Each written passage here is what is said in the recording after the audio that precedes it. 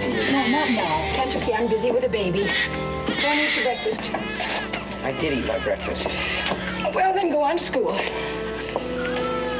Come on now, Hetty, eat your breakfast. Eat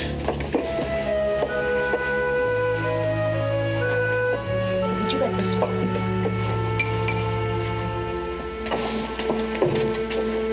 Why don't you ever listen to me?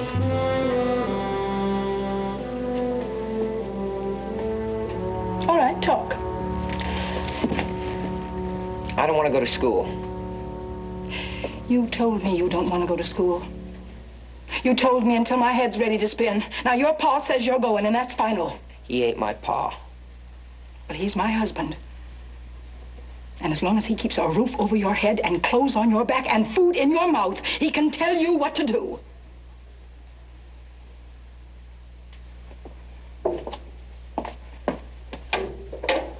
You never listen to me.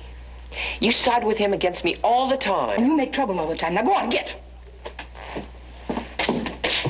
Treats the dog better than he treats me. He comes at me one more time with that belt and I'm gonna tie it around his neck. You're gonna what? You're gonna do as you're told. Okay, here we go. Everybody at school. Let's go.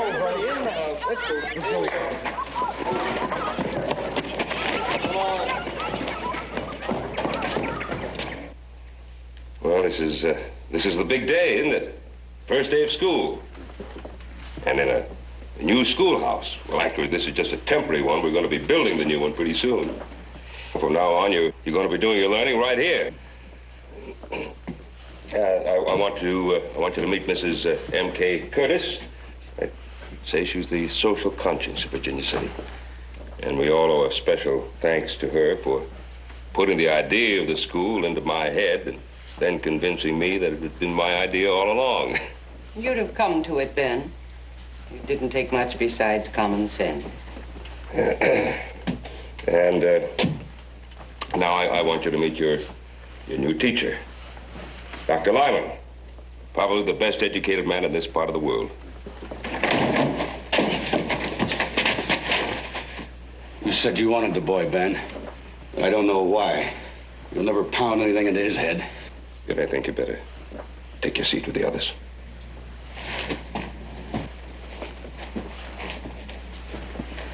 Tom, thanks for bringing Billy in. He's not my boy. He's my wife's.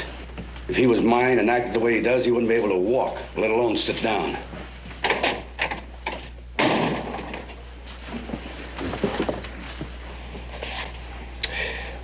Well, I think this school offers everybody a big opportunity. Some of you may grow up to be smarter than we are. Ben, if you go on talking much longer, school will be over for the day. Yeah, I guess you're right. Well, Doc, it's all yours. Thank you, Ben.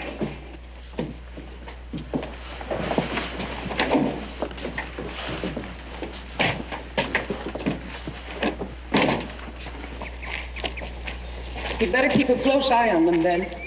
They look like a difficult group to handle. I'll watch them closely. You'll see that you do.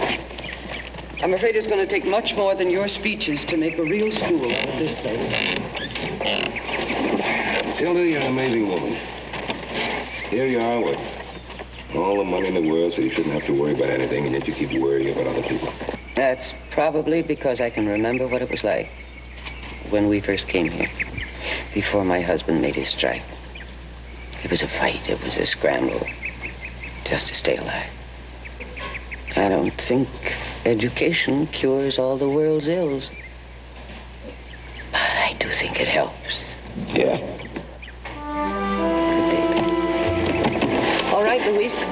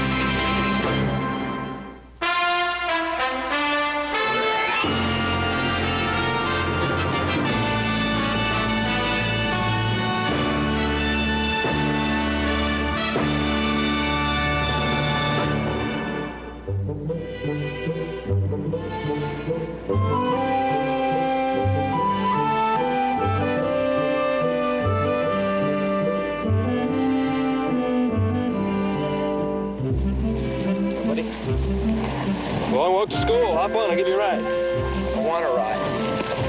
You better. You're already late. I ain't going to school. You want to bet? Come on.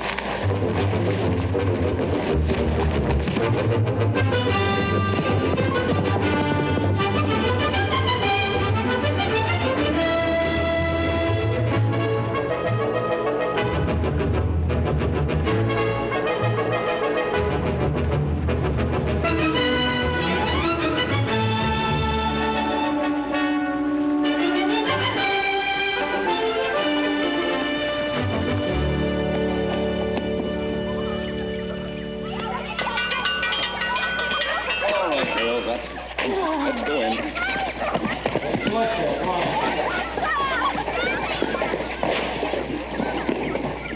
All right, boys. You two.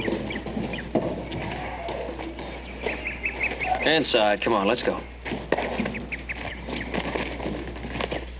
By the shores of Gitchigumi, by the shining big sea water, stood the white wigwam of Nokomis. Continue, Ted. I don't like reading, and even if I did, it wouldn't be about Indians. My pa don't like them either. Ted, your pa ain't going to school. You are. You do what you're told, all right? There the wrinkled old Nokomis nursed the little Hiawatha.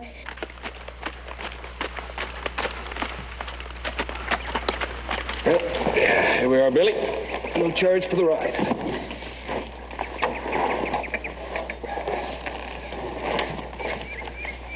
Well, come on. You gonna get all by yourself, or you gonna do it my way? Very good, Ted. Deborah, do you know what Longfellow is trying to show us? That Indians have babies, so does everybody else. Didn't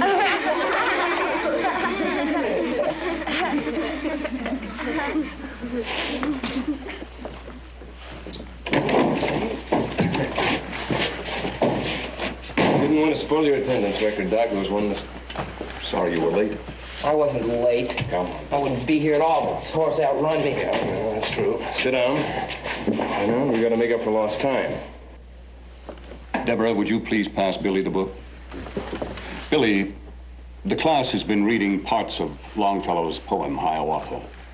I'm sure you'd like to take your turn. Well, Billy, I'm sure you must have learned to read at the Virginia City School. I wasn't there very much. They didn't send a posse after me.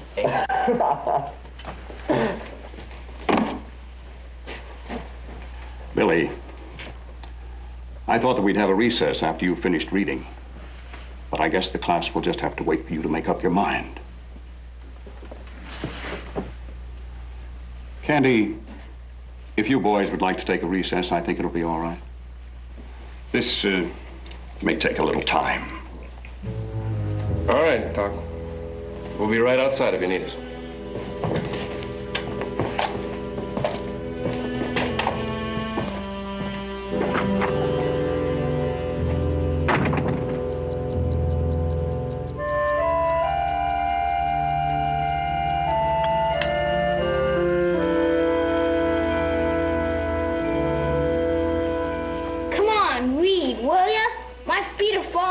From sitting. You keep out of this, you little pipsqueak.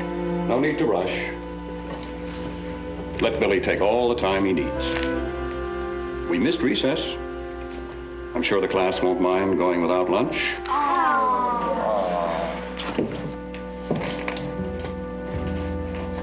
Come on, read it. It ain't gonna hurt you.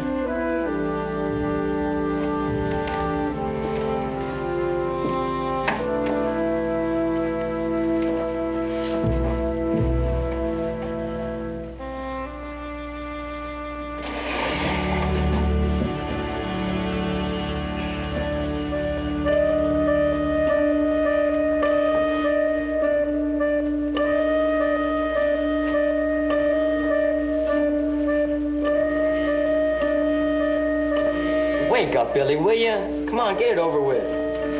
Come on, my stomach's rumbling.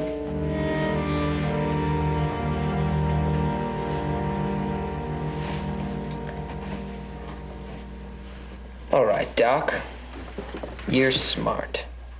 Or you think you are.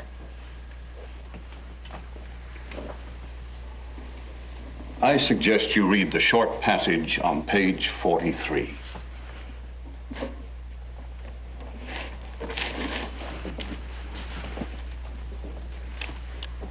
Billy, would you please stand?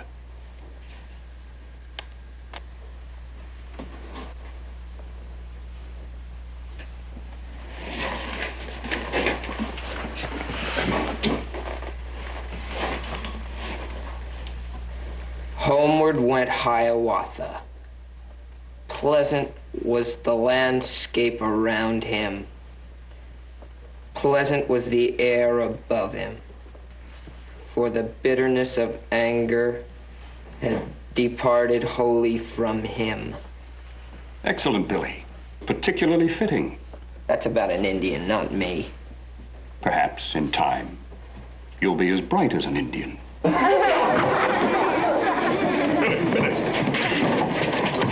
Billy, apologize. You're real funny, aren't you, Doc? Making me look like a nothing.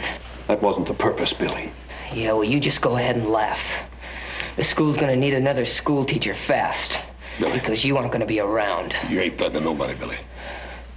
I don't make threats. Get your hat and get on home.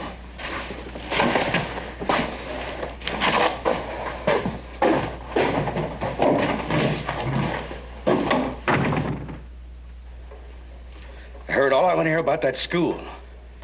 All I said was they don't teach you nothing you can use. If they don't teach you nothing else, you'll learn to speak when you're spoken to, and that'll be a big help.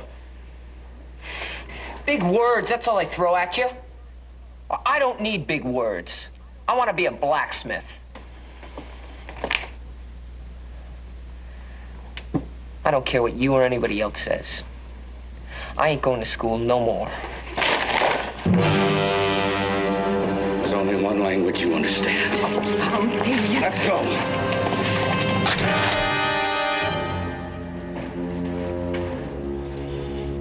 Put that gun away. You hit me for the last time. You make one move and I'll put a bullet in you.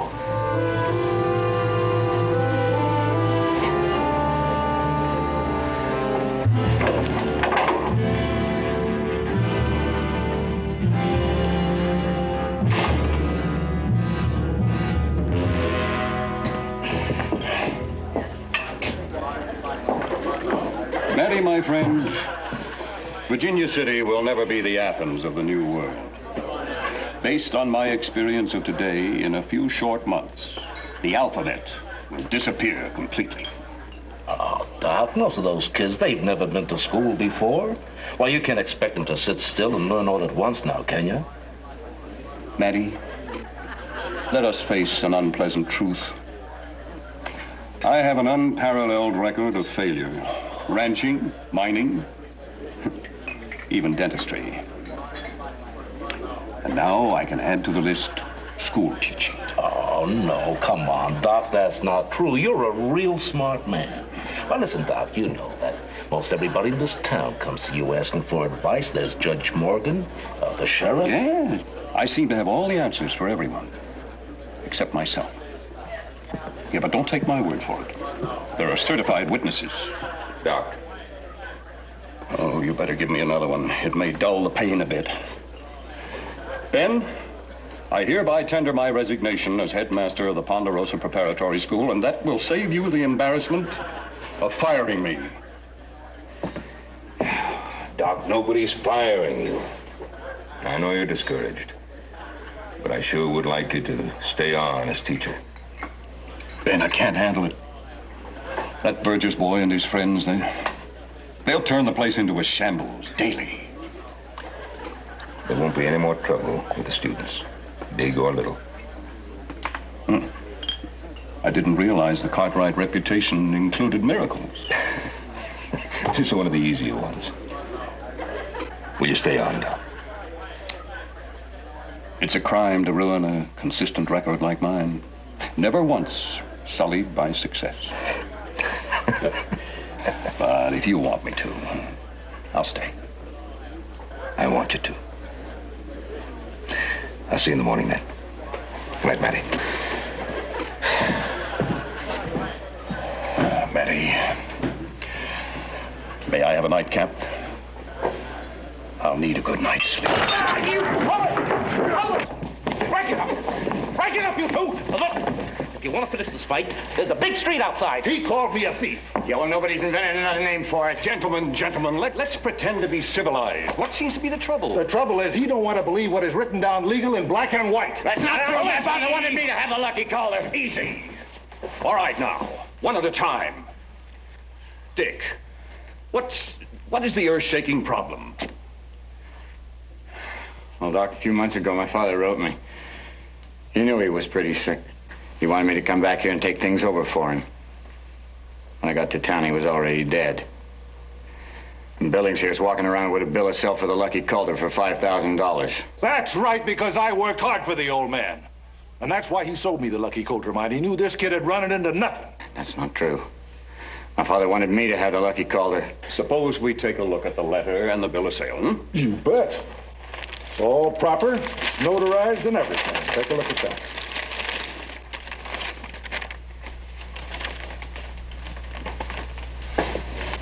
Go ahead and read it out loud, Doc. I want everybody to know what a thief he is.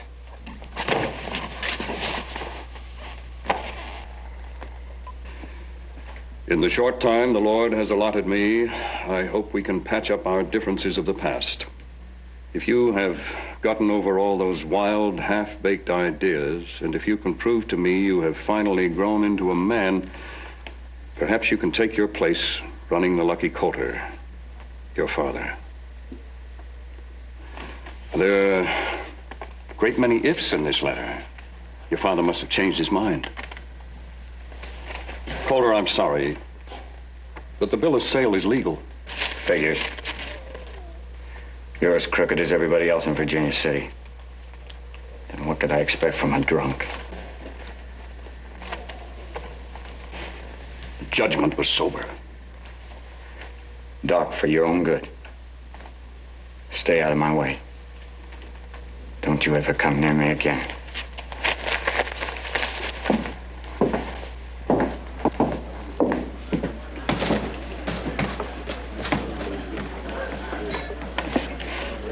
Doc, I have my bill of sale back. Hmm?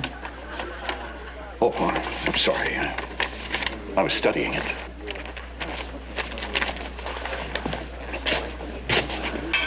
Matty? Yeah, Doc. Could I have a second nightcap? This is not one of my better days. Come on, you two. Hey, come on, break it up. Sit down. Sit down over there.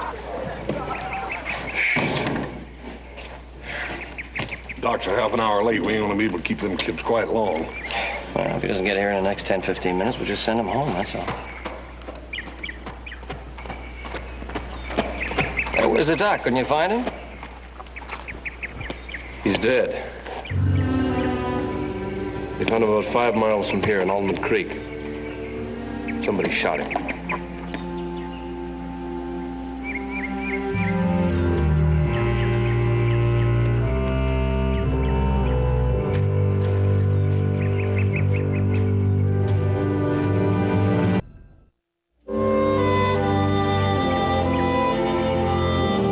There's at least a dozen of us out trying to round up people who might know something that'll help.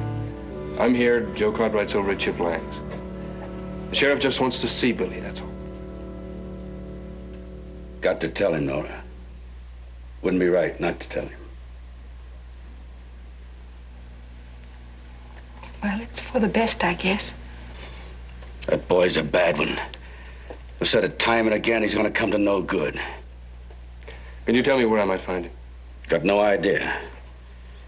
But I can tell you what he done last night. He threatened to shoot me, put a bullet in me, in my own house with my own gun.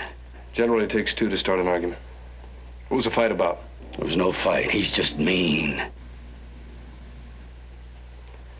Do you have any idea where he might be? Nope. But I ain't finished telling you what he did. He sneaked back last night and took the best horse and the best saddle on this place. Stole him from his own family. What about his friends? Is there anyone special he hangs out with? Chip Lang and that Henry boy, they's always underfoot. Wanted to take him to hunt or to fish. Anything, so long as it didn't have anything to do with work. Thank you. Does the law figure then that Billy killed that teacher? Is that the way of it? It's gotta be. He threatened to shoot me, didn't he? Nothing's settled yet, Mr. Burgess. The sheriff wants to talk to a lot of people, not just Billy.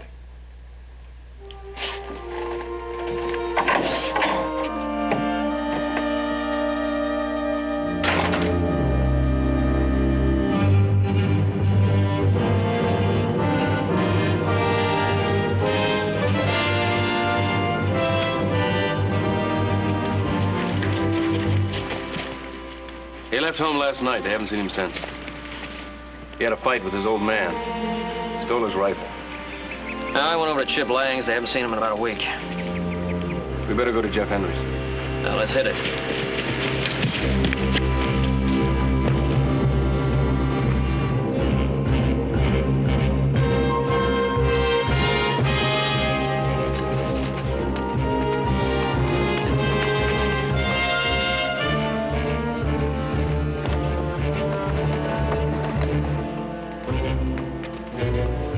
Isn't that Jeff Henry? Yeah.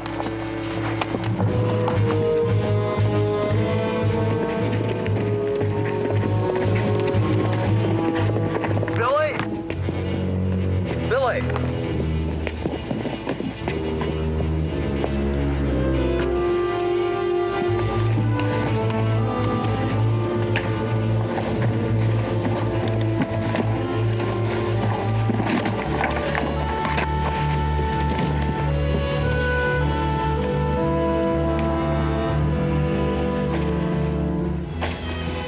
This all you brought? That's all I could get without cleaning out the cupboards.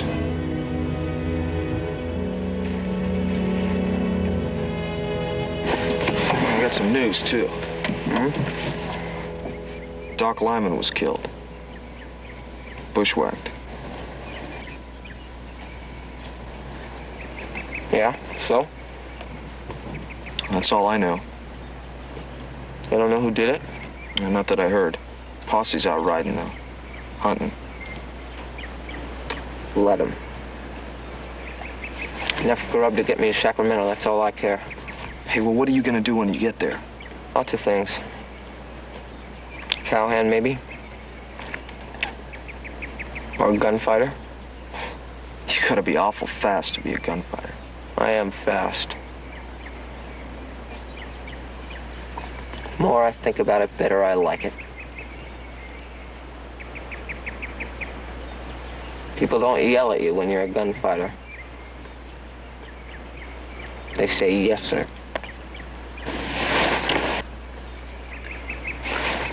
Because they're scared not to. You're not going anywhere for a while,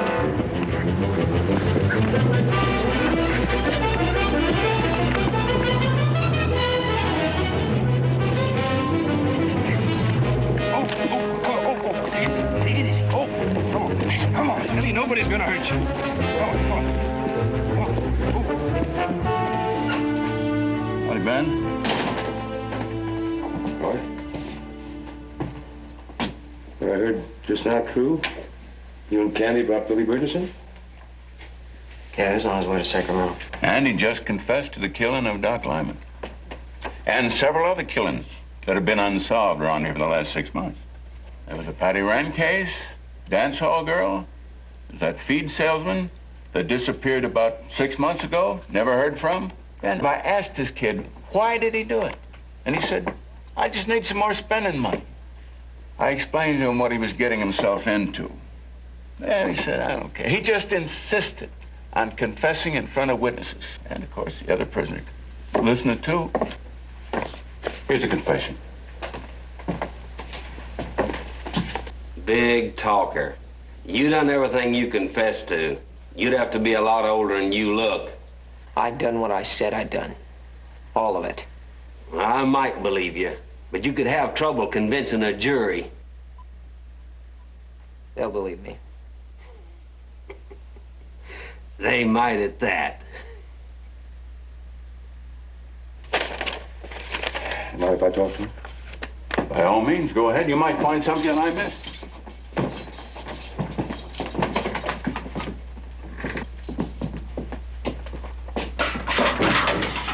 Don't let him scare you, kid.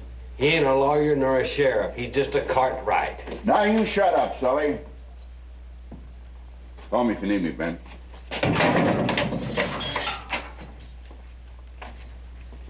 Billy? Mind squinching over a bit so I can sit down?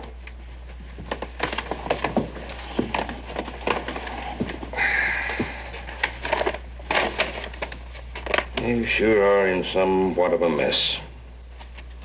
You killed quite a few people. What difference does it make? I don't keep score. There's a couple of things I'd like to check on here, something you wrote here. This dance hall girl, the silver dollar, and the feed salesman you murdered. What were the names again? I don't remember. You don't remember the names of the people you killed? Look, I don't worry about people's names. They're all the same, rotten. You realize you're probably the most important criminal in Virginia City right now? No one else in Virginia City killed 3 people. Maybe years ago, but not now. People will remember Billy Burgess.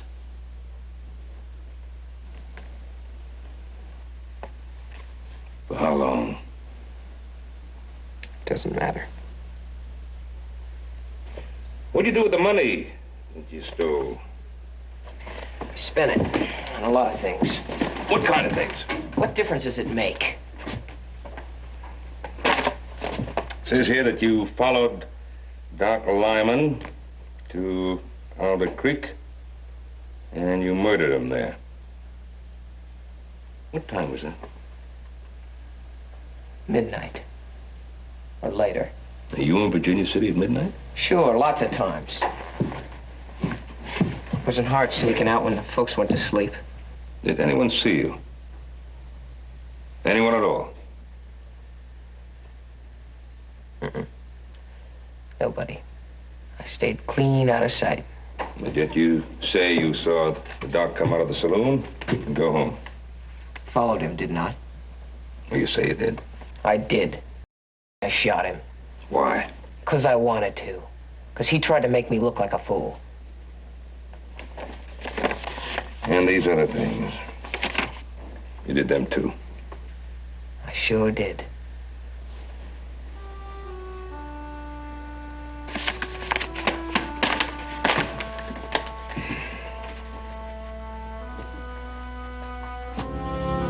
Roy? All right.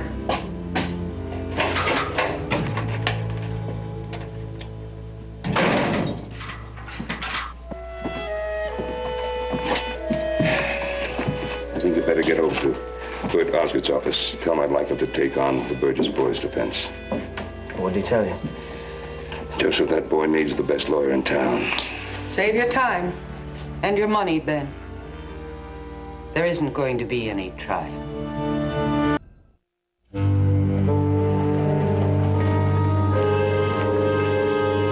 Matilda, you're a remarkable woman. And I can't begin to add up what Virginia City owes you. But you can be wrong. I must admit you disappoint me, Ben.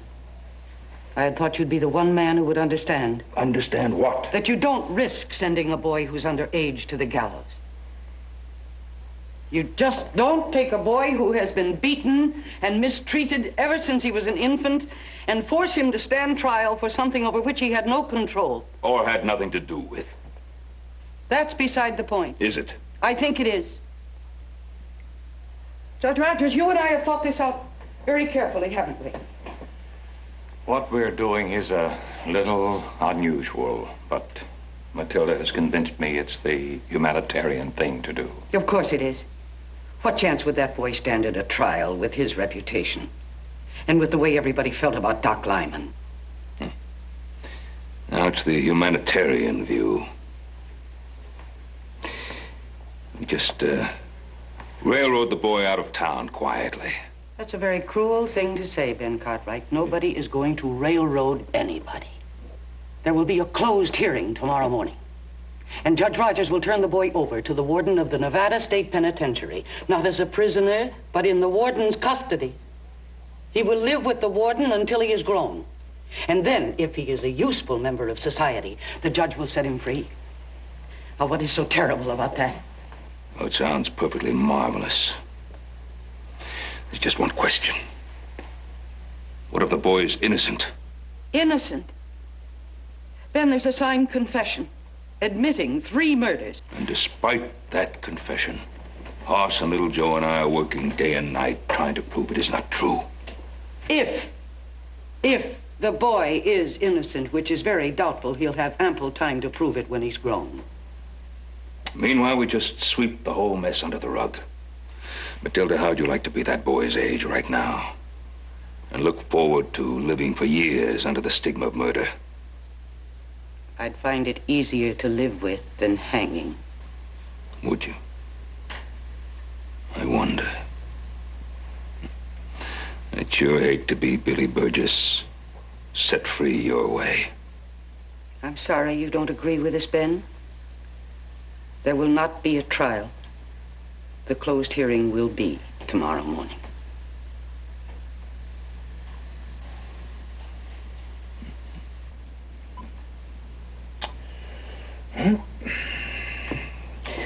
I just don't know how Carson City is going to look at this. What's Carson City got to do with it? Well, I'm sending a wire to the state's attorney in Carson City, requesting that he assign a new judge to this case. I don't think he'd approve the way you and Mrs. Curtis are handling it. Ben, we're old friends. We can thrash this out. Then make your ruling now, Judge. Either it's a real trial, or I send that wire.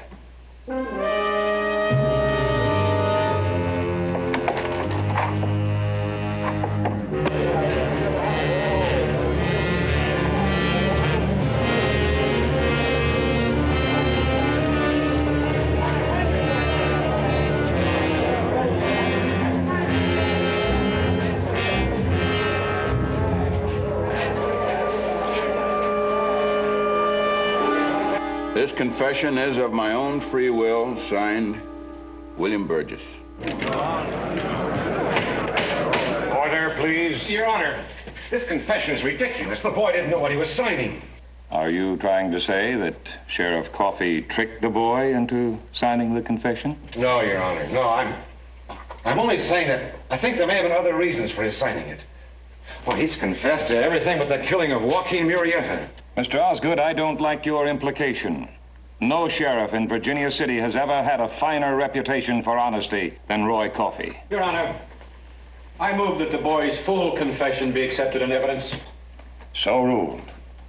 You may step down, Roy. Thank you. Mr. Burgess, your son, your adopted son, is admitted to 3 cold-blooded murders on the nights of February 17th, April 12th, and April 20th. Now, Mr. Burgess, did you see the boy on any of these nights? Not after supper. He never used the place except to eat. It caused trouble. Objection, Your Honor. That's a matter of opinion. Strike it from the record. I don't know the law, Your Honor, but I know how bad when I see him. Object. Sustained. Mr. Burgess, on the night the murder of Randall Timon occurred, wasn't there a bitter argument between you and Billy? With him around, there was always an argument. That night, he threatened to shoot me. Threatened you? Wasn't he only trying to protect himself? Not the way I saw it, and I was there. Didn't Billy tell you that night that he's going away for good? That he's going to California? And isn't that the only reason he was hiding out when the sheriff's men found him? That's his excuse. It doesn't seem to be helping him much.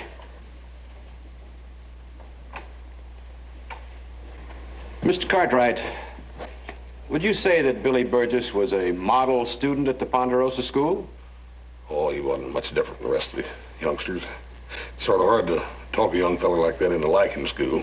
You mean he was no different from any of the others? Well, he's a little bigger, maybe a little noisier. Mr. Cartwright, did any of the other students threaten the teacher? No. You did hear the threat? You reported to the sheriff, didn't you? Mr. Cartwright, come outside. It's very important. Well, but... Please answer the question, yes or no. Answer the question, Mr. Cartwright. Well, yes, but... That's all. Thank you, Mr. Cartwright. I have no further questions, Your Honor. What is it? I think we finally got something. What? You know Matty over at the Silver Dollar Saloon? Huh? He told us that Dick Coulter had a big argument with Doc the night before the murder. Coulter was real mad, told Doc to stay away or else. Let's go see him.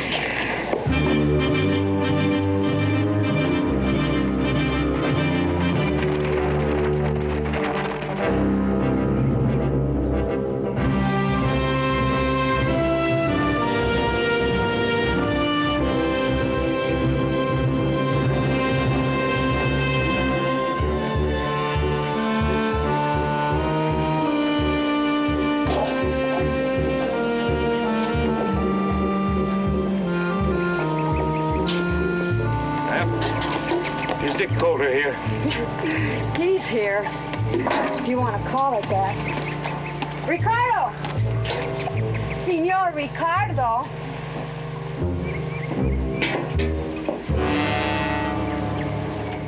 Ben! Oh, you see, Inez, I told you Providence would provide us.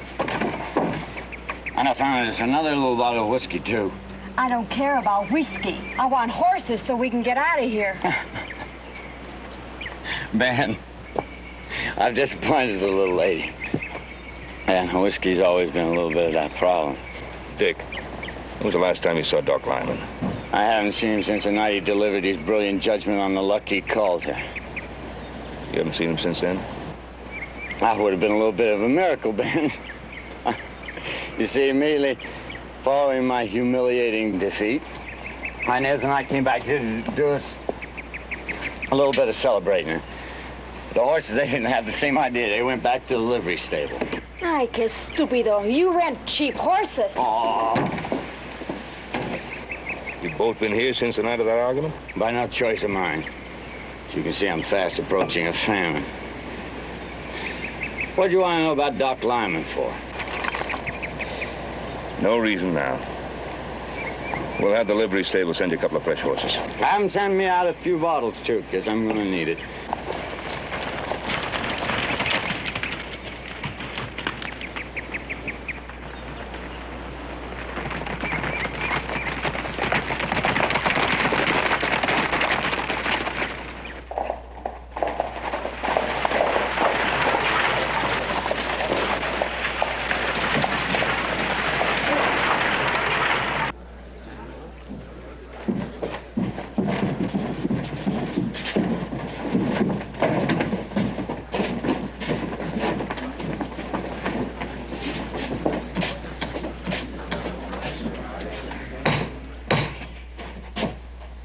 Gentlemen of the jury, have you reached a verdict?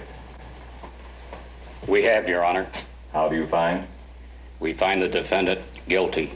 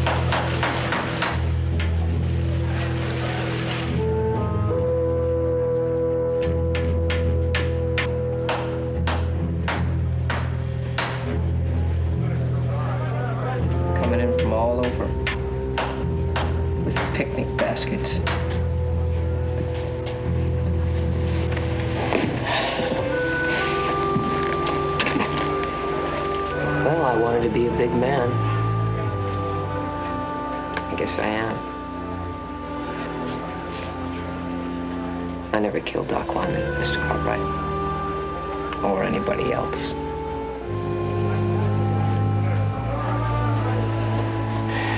Well, I never suspected you did.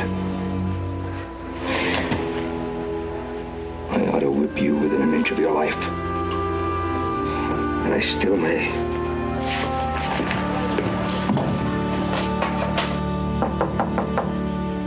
Come in, Ben. I thought it would be you. Have you come to ease your conscience? Matilda, I need your help. Now you need my help. Yes. Now when it's too late. I just got through talking with Roy Coffey and Judge Rogers. We're going to send a wire to the governor, asking for a stay until we get new evidence. What new evidence? The boy is innocent, Matilda. We'll find new evidence. You still want to gamble with that boy's life, don't you, Ben? One thing that you could always say about my husband. When he sat down to play poker, he knew what the odds were. May I have permission to use your name? It'll add weight with the governor. No. I won't do it for you. But I will do it for the boy. I don't know how much good it will do. Thank you. I'm sorry for you, Ben. You're going to have to live with this for a long time. I know I won't be able to sleep nights, and it wasn't my decision. It was yours. Come in. Oh, hello, Ben. I hate to bother you, Miss Curtis, but I'm going to have that check for the Lucky Coulter. My stage leaves in about 10 minutes. Oh, yes, Walt, I'm sorry. My mind has been on other things. I'll get it for you. Here it is. $10,000. And here's the bill of sale made over to you, Mrs. Curtis. Thank you. And good luck to you in California. Thank you very much. Bye, Ben. Have a good trip.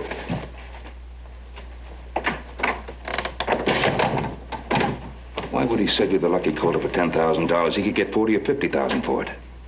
Well, I don't see that that's any of your business, Ben. You see that bill of sale?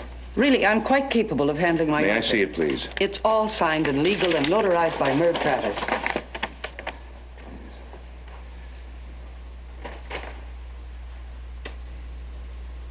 When did Lucy Travers have her baby? In early January. Ben, a boy's life is at stake. When? It was the 10th of January. I remember because that's my birthday, too. She was very close to death. Merv never left her side. You'd better send that wire. There won't be time for an answer.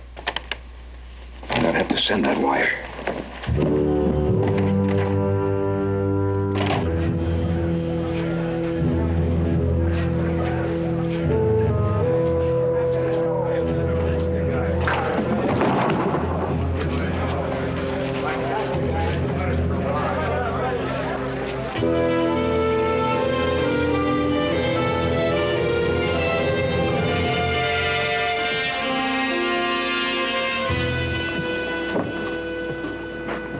Oh, Ben. Did you come see me off? Yeah, in a manner of speaking, I suppose I did. Driver, Mr. Billings' luggage, would you set it down, please? Well, leave it where it is, driver. What do you think you're doing, Ben? Well, I've just been looking up the Lucky Coulter bill of sale. It's kind of unusual. According to the date, January 10th. It was signed by the notary on a day when he wasn't even around. Merv Travers signed it, and he put his seal on it. No, he didn't. You see, on the day that you say he signed it, Merv was taking care of his sick wife. Oh, you can easily check up on that. Just ask Merv. Well, I'm going to miss my stage, Ben. Doc Lyman smelled something funny, too, and checked up on you. Found out that old man Coulter's signature was a forgery, too. Is that why you killed Doc Lyman? That's ridiculous, Ben. Don't move, Ben. Don't anybody move.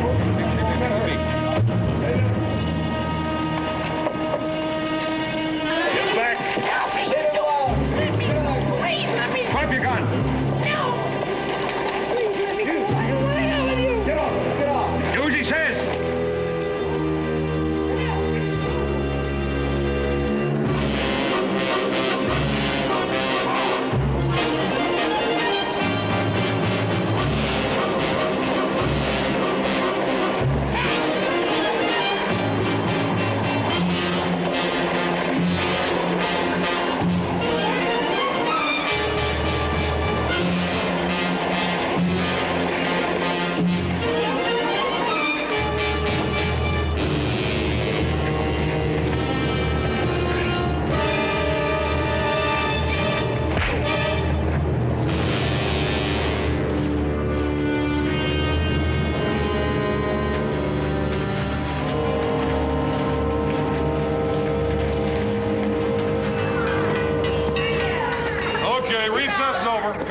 I gotta learn you some grammar. Come on. Oh, sure.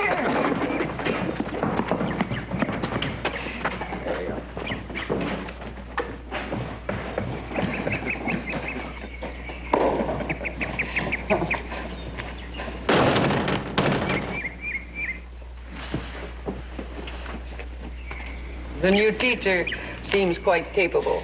Yes, as a matter of fact, size and brawn were taken into consideration for the job.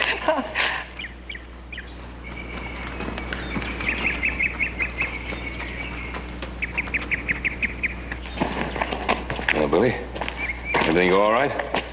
Fine. Good. Jeff's pa makes you work pretty hard, but I like living there. Good. Thanks for arranging it, Mr. Cartwright. He wanted you. Asked for you. You better get in there before it's too late. That horse is a rough headmaster.